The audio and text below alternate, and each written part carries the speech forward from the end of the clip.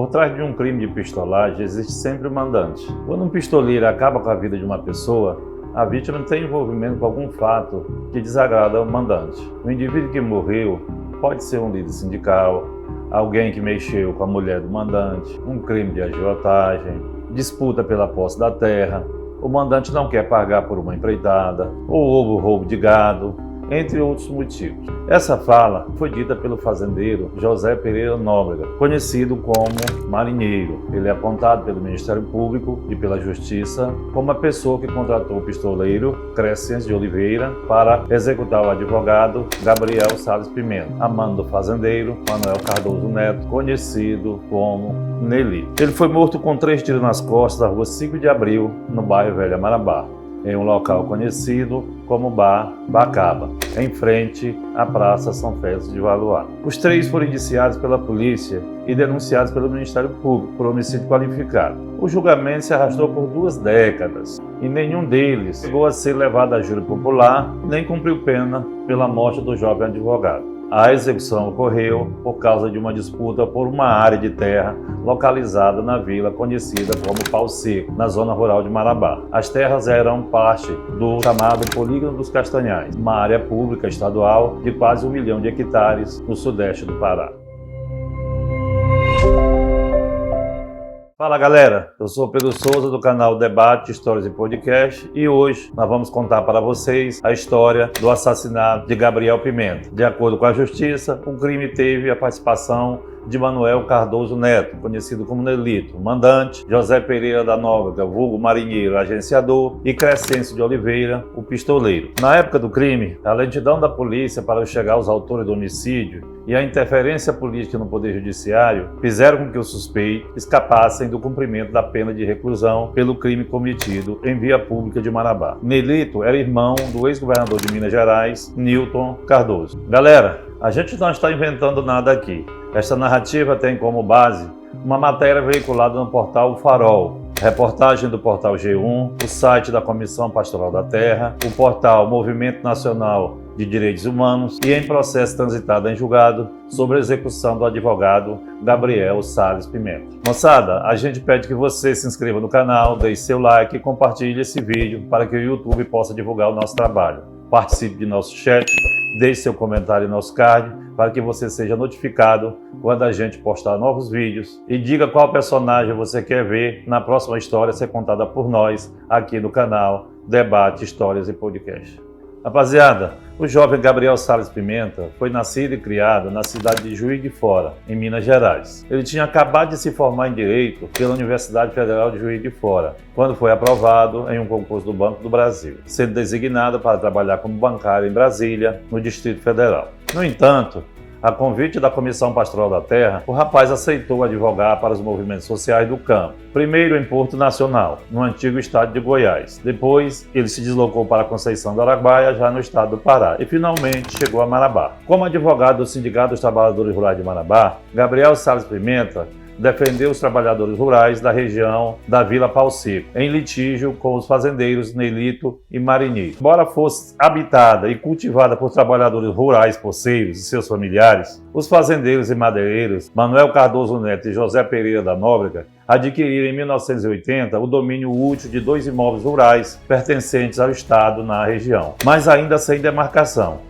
Imediatamente, a dupla iniciou a exploração de madeira na área, instaurando um conflito com os trabalhadores rurais. A questão foi levada ao antigo Grupo Executivo de Terras do Araguaia Tocantins, o antigo GETAT, hoje INCRA, órgão federal responsável pela execução da política fundiária no Brasil, que estabeleceu a existência de uma área de 1.201 hectares, dentro da propriedade considerada devoluta, que é uma terra pública sem destinação pelo Estado. O espaço foi demarcado e incorporado ao patrimônio da União, possibilitando que os poceiros permanecessem na área em litígio. Insatisfeitos, Nelito e Marinheiro ajuizaram uma ação contra os poceiros. Em outubro de 1981, a juíza Ruth do Couto Gurjão, da Vara Penal de Marabá, concedeu uma liminar de reintegração de posse aos fazendeiros, sem sequer ouvir os trabalhadores. Os poceiros e suas famílias foram obrigados a deixar a Vila Pau Seco. Na ação de despejo, casas foram queimadas, um dos poceiros chegou a ser baleado e a filha de outro lavrador teria morrido pisoteado. No mês de dezembro de 1981, os poceiros retornaram à Vila Pauci. Por essa atuação, Gabriel Pimenta ficou conhecido como o primeiro advogado na história de Marabá a conseguir caçar a liminar que havia permitido a expulsão dos poceiros de terra em uma área reivindicada por fazendeiros. A audiência para julgar o mérito da ação foi designada para o dia 4 de agosto de 1982. No início da noite do dia 18 de julho de 1982, Gabriel Salles Pimenta ajudou a organizar a convenção do antigo PMDB de Marabá e se dirigiu ao Babacaba.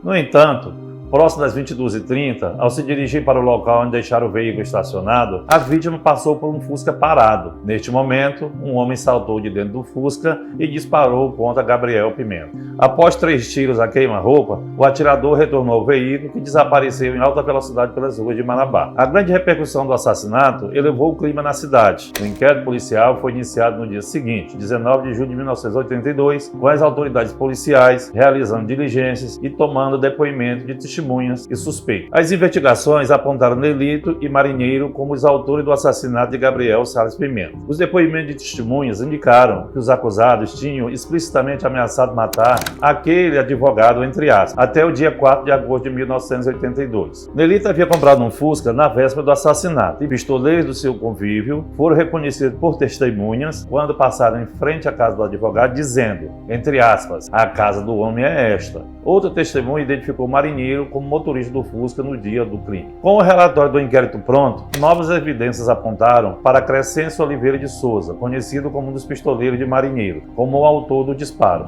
O delegado responsável aditou o inquérito e indiciou Crescêncio em setembro de 1982. Outro suspeito de ser o autor de um dos disparos, Antônio Vieira de Araújo, vulgo, entre aspas, ouriçado, chegou a ser investigado, mas sem evidências suficientes, não chegou a ser indiciado pela Polícia Civil. Nelito e Marinheiro foram presos no dia 20 de julho de 1982. Crescêncio não foi localizado. Eles foram levados para o quartel da Polícia Militar como medida de segurança. Em 28 de julho de 1982, a juíza Ruth do Couto Gurjão decretou a prisão preventiva de Nelito e Marinheiro. Mas, 3 dias depois, em 31 de julho de 1982, antes do julgamento do habeas corpus impetrado por seus advogados, a mesma juíza anulou o despacho e expediu um alvará de soltura em face do surgimento, entre aspas, de fatos novos, sem especificar, contudo, quais seriam esses fatos. Mais tarde, Paulo Sete Câmara, então secretário de Segurança Pública do Estado do Pará, disse em entrevista que havia forte pressão política para que o acusado Nelito